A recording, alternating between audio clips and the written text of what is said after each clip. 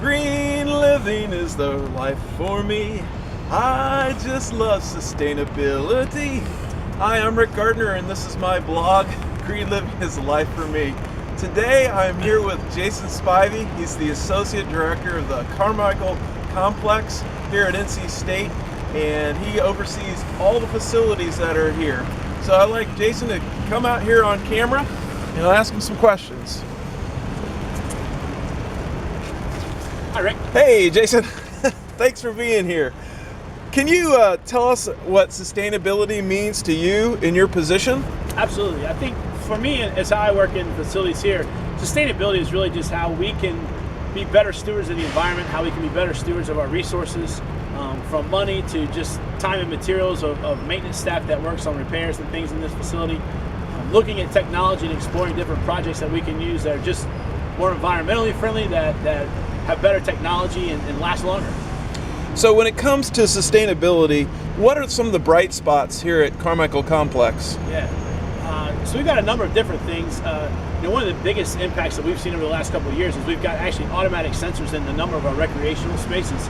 And what that does is it just turns lights and power on in facility spaces when there's activity in those spaces, and when there's not, it automatically shuts them down just so we don't have to think about it. And a lot of times we see that dead time happen all over the place, whether it be basketball courts or volleyball courts or in our squash courts. It's really just made a big difference for us as we look at our energy savings. We've also we've got an incredible task force in our group now, made up of professional staff and students, and look at just all of our sustainability efforts within the department. It's been really great seeing the students that they're so passionate about sustainability and want to challenge us on everything that we do, how we do business. It just shows from chemicals of how we clean equipment to the paper and things that we use to do just daily operations. The committee's only been in place for about 4 months now, so it's going to be really exciting to see what other things they come to us with. How about the water heaters here? Absolutely. So we do have one project that's ongoing now. It's just replacing our old outdated water heaters with a new tankless water heater. That's really just going to make us more efficient. It's going to allow us to regulate water temperature a lot better within our facilities, so we're not wasting as much of it waiting for temperatures to get to the right amount. Finally, I noticed behind you that there's these big old panels on the roof. Can you explain what that is and how that works? Yeah, so if you look behind us, we've got some solar panels that are actually on top of our pool. We do have 2 large pools here at NC State. We have a 25-yard competition pool and a 50-meter recreational competition practice pool. Both of those just have enormous amounts of water use.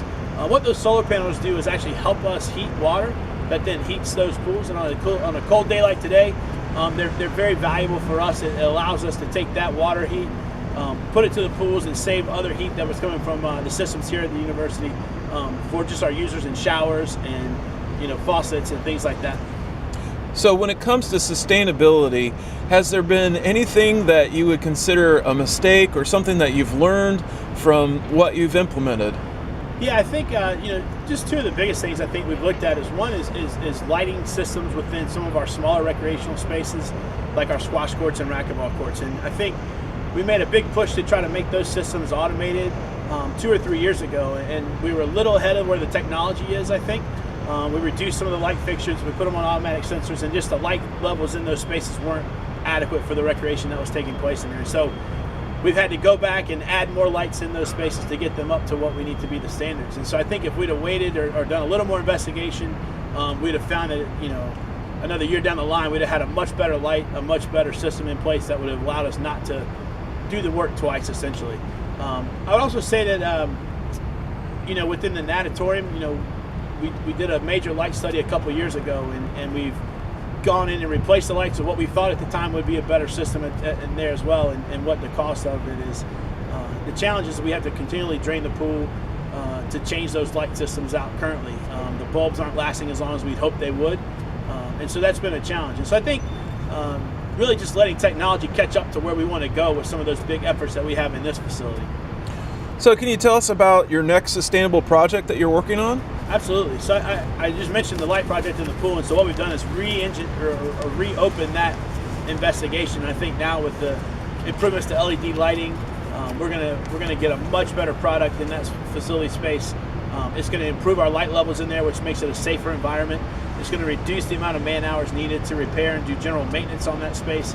It's going to hopefully not force us to drain the pool to repair those lights, because we're going to have those lights on the perimeter. So there's going to be a lot of great things with that project to help us be more sustainable. We're also looking at simple things, things from like our field paint, for instance. We paint a number of fields here for recreational use. We're actually working with the vendor now to get the only EPA certified field paint and change that out so that that's a better product for us to use. So small things like that, and then obviously the big projects like light projects, but lots of little things cooking. And you had mentioned earlier something about the HVAC systems. Is that part of your priorities? Yeah, so we're always looking at systems in this facility space, and we have a lot of aging and dying mechanisms. And so the HVAC system in the pool, again, is one of those systems that is failing. It's something that we need to look at, and we're actually going to look at some design work to make those systems better. Currently, there are 2 different systems for the 50-meter and 25-yard pool. And so one system more efficient, better for everybody. Great.